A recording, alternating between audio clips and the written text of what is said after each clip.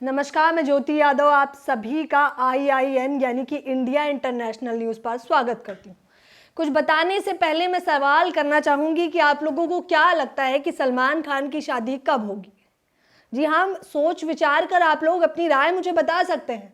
जाहिर तौर पर जब असम के CM इतने बड़े पद पे होने के बावजूद इस मुद्दे पर चर्चा कर रहे हैं कि महिलाओं की शादी की उम्र 22 से 30 होनी चाहिए और उसी बीच में उन्हें बच्चा भी कर लेना चाहिए, तो हमारा ये सवाल पूछना कोई गलत बात तो है नहीं, क्योंकि देश दुनिया में महंगाई, बेरोजगारी, भ्रष्टाचारी, सकल घरेलू उत्पाद और OBC की ये जो महाजनसभा बैठक होती है, इन मुद्दों को छोड़कर अब हम सभी को बस यही सवाल करने चाहिए एक दूसरे से कि देश को आगे कैसे बढ़ाएंगे, वो छोड़िए जनसंख्या कैसे बढ़ाएंगे, और साथ ही साथ कि कोई शादी कब करेगा, बच्चे कब करेगा और उनकी समय सीमा क्या होनी चाहिए। आपने बिल्कुल सही सुना है, मैं आपको उनका जो उन्होंने कहा है वो हूबहू बताना चाहूँगी। दरअसल कुछ लोग इसे विवादित बयान भी बता रहे हैं। जाहिर तौर पर अब उन्हें बीजेपी को, जाहिर तौर पर वो बीजेपी से हैं, हेमंत बिस्वा जी, उन्हें घेरा जा रहा है विपक्षी दल यानी कि कई सारे विपक्षी दलों के द्वारा कि इनके पास और कोई मुद्दा नहीं रह गया है, ये बस अब शादी कब करोगे, एक घरेलू आंटियों की तरह सवाल करेंगे कि शादी कब करोगे, बच्चा कब पैदा करोगे, वैसे सवालात हो गए। उन्होंने क्या कहा मैं आपको बताती हूँ। CM शर्मा जी ने मुस्कुराते हुए कहा कि महिलाओं को जल्द ही शादी कर लेनी चाहिए। भगवान ने हमारे शरीर को इस तरह से बनाया है कि हर चीज़ की एक तय उम्र सीमा होती है। उन्होंने आगे कहा कि कम उम्र में शादी ना करना और सही उम्र में बच्चे पैदा ना करना भी माँ और शिशु मृत्यु दर बढ़ाने का कारण है। इसलिए मैं सभी महिलाओं को सलाह दूंगा कि 30 से कम उम्र में शादी कर लेनी चाहिए। सलाह तो जाहिर तौर पर ये इस प्रकार से दे रहे हैं मानो गलियों की एक आंटी सलाह देती है बगल वाली पड़ोसियों को। मैं मजाक नहीं उड़ा रही हूँ, मैं सच बात कर रही हूँ। जाहिर तौर पर जिस प्रकार से इन्होंने ये बात कही थी वो एक सोच विचार का विषय बन जाता है। बात अगर यही इनसे सवालात किए जाते कि कुछ महंगाई पे बोल दीजिए या बेरोजगारी पे बोल दीजिए तो शायद ये चुप्पी साध के बैठ जाते, लेकिन इन मुद्दों पर बातचीत करने के लिए बड़े ही बढ़ चढ़ के हिस्सा लिया जाता है।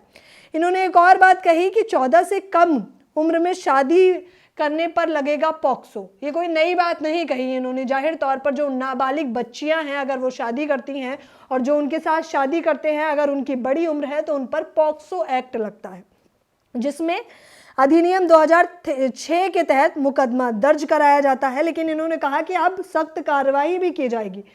एक बात तो क्लियर हो जाती है कि या तो ये मानते हैं कि पहले सख्त कार्यवाही नहीं की जाती थी, या तो ये कहना चाहते हैं कि जब से ये अपनी प्रतिनिधित्व बता रहे हैं कि इस तरह से शादी करें और इस तरह से बच्चे करें तो उसके बाद जो एक्ट आएंगे उनको सही से पालन पोषण किया जाएगा। मैं आपको बताना चाहूँगी कि ये आए दिन विवादों में घिरते नजर आते हैं। उन्होंने कौन कौन से विवादित बयान दिए हैं ये आपको जान लेना बेहद ज़रूरी है, क्योंकि असम के CM ने कुछ दिनों पहले जहाँ बॉयकॉट पठान को ट्रेंड कराया जा रहा था तो उन्होंने ये कहा, उनसे जब एक सवालात किए गए कि क्या लगता है हेमंत जी आप मूवी देखने जाएंगे और पठान को लेकर आपकी विचारधारा क्या है, तब उन्होंने कहा कि मैं तो शाहरुख खान को ही नहीं जानता।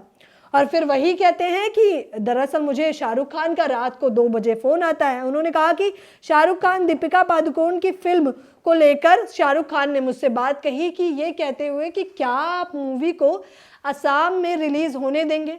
इनका कहना था कि शाहरुख खान शायद इस बात से डर गए जिस प्रकार से गृह मंत्री नरोत्तम मिश्रा ने कह दिया था कि उसमें जो विवादित चीज़ें हैं अगर उनका बहिष्कार नहीं किया गया, उन्हें हटाया नहीं किया गया तो मध्य प्रदेश MP में हम रिलीज़ करने भी नहीं देंगे। तो देख लीजिए, हालांकि वो अलग बात है कि अब तो मुद्दा ही पलट गया है। जहाँ अभी बॉयकॉट ट्रेंड कर रहा है तो अब सपोर्ट पठान ट्रेंड करने लगा है।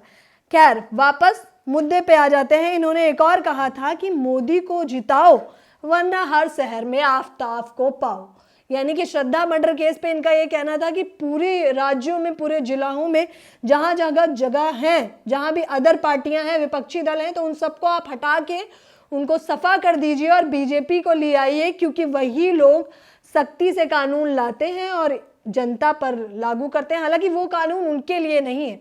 जाहिर तौर पर ये जंतर मंतर के धरना प्रदर्शन से तो आप समझ ही गए होंगे, जहां पहलवान एक जिद पर अड़े थे, बावजूद इसके उनकी जिद को नहीं माना गया, उन्हें टाल मटोल करके आगे चीजें बढ़ा दी गई और सुनवाई के नाम पर क्या किया गया वो तो आप सभी जानते हैं। इस विषय पर आपकी क्या राय है? आप भी जरा मुझे कमेंट बॉक्स में, महंगाई बेरोजगारी जैसे मुद्दों पे बात ना करो मेरे साथ, नीचे कमेंट बॉक्स में बस यही बताइए कि शादी की सही सीमा कौन सी होती है और महिला को कब कितनी उम्र में बच्चे पैदा कर लेने चाहिए। मेरे साथ बने रहने के लिए आपका बेहद शुक्रिया और आपकी राय जानना मेरे लिए बेहद ज़रूरी है। धन्यवाद।